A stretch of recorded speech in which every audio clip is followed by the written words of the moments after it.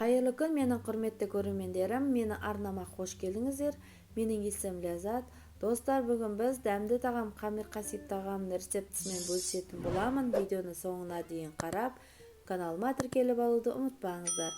Сондай-ақ менің арнамда балықтан жасалған қарманын, денсаулыққа пайдалы қаладестің және де бір жасағанда шығатын ұйғыр мантысының рецептісі бар. Видеоның соңына сілтемесін қалдыратын боламын. Ең алдымен қамырын бастырып қоямыз. Ол үшін бір жұмыртқаға тұз қосып, жақсылап араластырамыз да оған су құйып, тағы да бір араластырып жіберіп, қамыр илейтін боламыз. Қамырымызды жарты сағатқа тындырып қоямыз. Қамырымыз тынып дайын болам дегенше арасына салатын салмасын дайындайтын боламыз. Күрішті жақсылап жуамыз да ыстық суға бұқтырып аламыз. Видеоның рецептісін описание бөліміне қалдыратын боламын. Одан соң ет тартқыштан өткізіп алған етке, яғни фаршқа күріш пен пияз қосып, және де тұз бұрышын қосып, жақсылап араластырып аламыз. Достар, егер де осы видеомды пайдалы деп тапсаңыз, онда өздеріңіздің достарыңызбен немесе құрбыларыңызбен төмендегі поделиться батырмасын басу арқылы бөлісіп, менің видеомның таралуына өз үлесіңізді қосып жіберіңіз. Қамырымызды жұқа етіп жаятын боламыз. Достар, мені арнамда көптеген мастер-класстан алынған қарапайым қолжетімді рецепттер бар.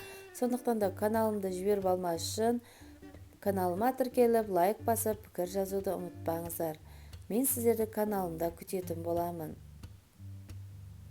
Және де пікір жазу арқылы сіздер де өздеріңізбен рецептеріңізбен бөліссеңіздер болады. Мен сіздердің рецептеріңізбен де жасап көрсететін боламын.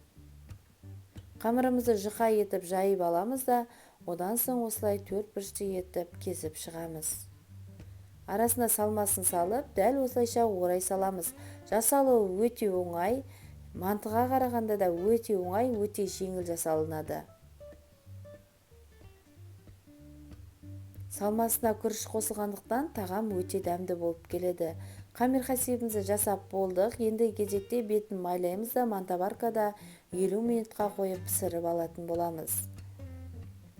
Әсіресе ауызашарға өте ыңғайлы, қонақ келгенде де өте ыңғайлы, тез жасап жіберетін тағам болып келеді. Сондықтан да осы рецептпен жасап көріңіздер. Каналыма тіркеліп алуды ұмытпаңыздар. Мен сіздермен көптеген рецепттермен бөлісетін боламын.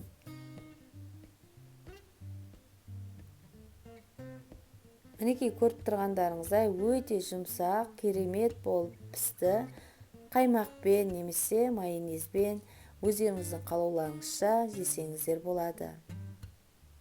Каналымда күтетін боламын. Келесі кездескенше сау болыңыздар.